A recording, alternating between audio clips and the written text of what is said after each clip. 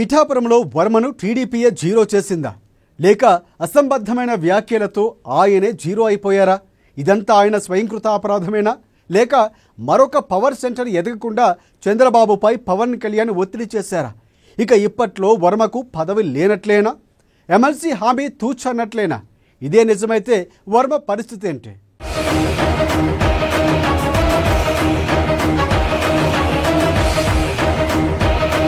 పిఠాపురం శాసనసభ నియోజకవర్గం ఇది జనసేన అధినేత AP deputy CM Pawan Kalyan సొంత సెగ్మెంట్. 2024 వరకు పిఠాపురంపై పవన్ కు పెద్దగా ఫోకస్ లేదు. కానీ కూటమి జట్టు కట్టడంతో ఎందుకనో జనసేనని చివరి క్షణంలో పిఠాపురంలోకి ఎంట్రీ ఇచ్చారు. దీంతో అప్పటి వరకు ఇక్కడ గ్రౌండ్ ప్రిపేర్ చేసుకున్న మాజీ ఎమ్మెల్యే వర్మకు ఒక్కసారిగా షాక్ తగిలింది. అయినా టీడీపీ అధిష్టానం బుజ్జగింపులతో వర్మ వెనక్కు తగ్గారు. అప్పట్లో స్వయంగా చంద్రబాబే వర్మకు ఎమ్మెల్సీ హామీ ఇచ్చారు. పవన్ కళ్యాణ్ భారీ మెజార్టీతో గెలిపించాలని కోరారు. జనసేనని కూడా తన గెలుపును వర్మ చేతుల్లో ఉందని కూడా చెప్పారు. పొత్తు ధర్మానికి కట్టుబడి వర్మ పవన్ గెలుపు కోసం కృషి చేశారు.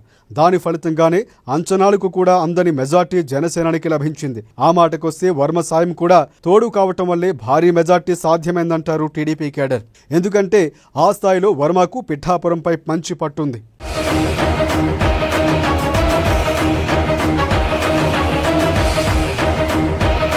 చూడటానికి వర్మ చాలా సింపుల్ గానే ఉంటారు. కానీ పిఠాపురంపై ఆయనకు గట్టి పట్టుంది. స్ట్రాంగ్ ఓటు బ్యాంకు ఉంది. ఎస్వీఎస్ఎన్ వర్మ పూర్తి పేరు శ్రీ వాత్సవాయ సత్యనారాయణ వర్మ. తూర్పుగోదావరి జిల్లా పెద్దాపురం మండలం పి దొంతమూరుకు చెందిన వర్మ తన రాజకీయ జీవితాన్ని తెలుగుదేశం పార్టీలోనే ప్రారంభించారు. పిఠాపురం నియోజకవర్గ తెలుగుదేశం పార్టీ సమన్వయకర్తగా ఉన్నారు. వర్మ 2009 ఎన్నికల్లో పిఠాపురం నుంచి టీడీపీ అభ్యర్థిగా బరిలోకి నిలిచారు. ప్రజారాజ్యం అభ్యర్థి వంగ గీత చేతిలో ఆయనకు ఓటమి ఎదురైంది. ఎందుకనో 2014లో వర్మకు టీడీపీ టికెట్ దక్కలేదు. దీంతో ఆయన ఇండిపెండెంట్ గా పోటీ చేసి కూడా భారీ మెజార్టీతో విజయ దుందుబి మోగించారు. స్వతంత్ర అభ్యర్థిగా పోటీ చేసి 47,000 ఓట్ల తేడాతో వైసీపీ అభ్యర్థి పి దొరబాబుపై గెలిచి పిఠాపురంలో తన పట్టును చాటి చెప్పారు వర్మ. ఆ తర్వాత మళ్లీ టీడీపీలో చేరారు. పిఠాపురంపై తనదైన ముద్ర వేశారు వర్మ. 2019లో టీడీపీ అభ్యర్థిగా బరిలోకి దిగిన వర్మ దొరబాబు చేతిలో 15,000 ఓట్ల తేడాతో ఓడిపోయారు. కానీ 2024 ఎన్నికల నాటికి మళ్లీ వర్మ బలోపేతమయ్యారు. ఇంకేముంది, పిఠాపురంలో వర్మ పోటీ చేయడం గెలుపు కూడా లాంఛనమే అనుకుంటున్న తరుణంలో చివరి క్షణంలో షాక్ తగిలింది. కూటమి పొత్తులో భాగంగా ఆ స్థానాన్ని జనసేనకు కేటాయించారు. ఏకంగా జనసేన అధినేత పవన్ కళ్యాణ్ ఇక్కడి నుంచి పోటీకి సిద్ధమయ్యారు. దీనిపై టీడీపీ కార్యకర్తలు వర్మ అభిమానులు కూడా తీవ్ర స్థాయిలోనే వ్యతిరేకత వచ్చింది. కానీ సైకిల్ పార్టీ పెద్దలు వారించడంతో వర్మ వెనక్కు తగ్గారు. అంతేకాదు ఎమ్మెల్సీ సీటు ఇస్తామని చంద్రబాబు నాయుడే చెప్పడంతో మారు మాట్లాడకుండా పవన్ కళ్యాణ్కు మద్దతుగా ప్రచారం చేశారు వర్మ. దానికి తగ్గట్టుగానే పవన్ కళ్యాణ్కు భారీ మెజార్టీ వచ్చింది. వర్మకు మంచి రోజులు వచ్చాయని పిఠాపురం టీడీపీ కేడర్ కూడా భావించారు. కానీ ఇక్కడే అసలు ట్విస్ట్ వచ్చింది.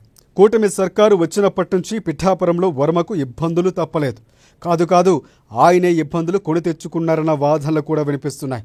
ఒక దశలో జనసేన నేతలతో వేదికను పంచుకోవడానికి కూడా ఆయన ఇష్టపడలేదని టాక్ వినిపించింది.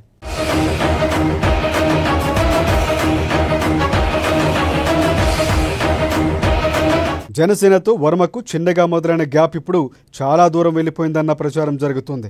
ఏకంగా నాగబాబు కూడా వర్మపై పరోక్షంగా కౌంటర్లు వేశారంటే ఏ స్థాయిలో ఆయనతో జనసేనకు గ్యాప్ వచ్చిందో అర్థం చేసుకోవచ్చు. కొంచెం జాగ్రత్త అంటూ హైకమాండ్ నుంచి ఆయనకు చాలాసార్లు సంకేతాలు కూడా అందినట్లు చెబుతున్నారు.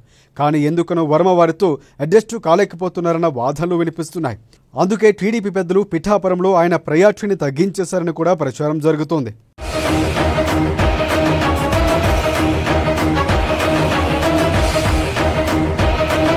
ఎంత కాదన్నా పిఠాపురంలో వర్మకు గట్టి ఓటు బ్యాంకే ఉంది. ఇప్పుడు ఆయనకు ఎమ్మెల్సీ పదవి ఇస్తే ఆయన రేంజ్ మరింత పెరిగి మరొక పవర్ సెంటర్ వస్తుందని కూడా భయం జనసేన పెద్దల్లో కూడా పట్టుకుందని తెలుస్తోంది. అందుకే వర్మను రోజురోజుకు తగ్గించుకుంటూ వస్తున్నారని టాక్ వినిపిస్తోంది. ఈ విషయంలో నాగబాబు జోక్యం చేసుకుని మరి వర్మకు పదవి వద్దని సూచనలు చేస్తున్నట్లు చెబుతున్నారు. పదవి రాకుంటేనే వర్మ దూకుడుగా ఉన్నారు. ఒకవేళ పదవి వస్తే నియోజకవర్గంలో ఆయన మరింత బలోపేతమవుతారని భావిస్తున్నారు. పిఠాపురంలో పవన్కు ఎలాంటి ఇబ్బంది వద్దని జనసేన పెద్దలు చంద్రబాబుతో మాట్లాడినట్లు సమాచారం. దీంతో ఏమీ చెయ్యలేక మంత్రి నారాయణకు అసలు విషయం చెప్పేశారట చంద్రబాబు. దానికి తగ్గట్లుగానే వర్మను జీరో చేశామని కూడా ఇటీవలే కాకినాడ జిల్లా ఇన్ఛార్జ్ మంత్రి నారాయణ చెప్పినట్లు సమాచారం.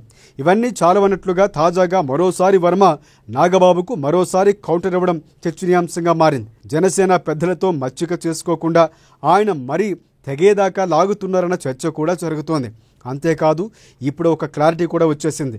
ఇక ఇప్పట్లో వర్మకు పదవి లేనట్లే అన్న టాక్ కూడా వినిపిస్తోంది. ఇదంతా ఆయన స్వయంకృత అపరాధమేనని కూడా చర్చ కూడా జరుగుతోంది.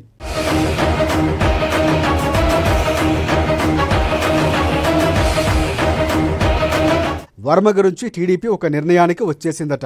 పిఠాపురంపై ఆయన ఫోకస్ తగ్గేంత వరకు ఆయనకు ఎలాంటి పదవి ఇవ్వొద్దని పార్టీ పెద్దలు నిర్ణయం తీసుకున్నారని టాక్ వినిపిస్తోంది. ఇదే విషయాన్ని మంత్రి నారాయణ ద్వారా వర్మకు చేరవేసినట్లు సమాచారం. దీంతో అన్నింటికీ తెగించి ఇప్పుడు వర్మ కూడా బరస్ట్ అవుతున్నారని టాక్ వినిపిస్తోంది.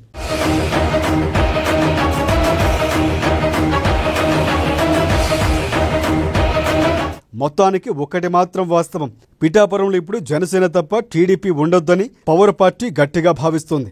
ముఖ్యంగా వర్మపై నారాయణ మాట్లాడిన మాటలతో పిఠాపురం జనసేన వర్గాలు ఫుల్ హ్యాపీగా ఉన్నాయట. ఆయన్ను సైలెంట్ చేయడమే వారికి కావాలని కూడా టాక్ వినిపిస్తోంది.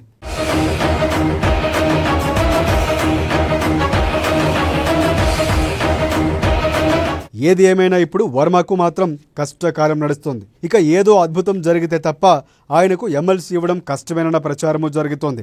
జనసేనతో మంచి సంబంధాలు కొనసాగిస్తే తప్ప వర్మకు ఇప్పట్లో పదవి లేనట్లే అని చెబుతున్నారు.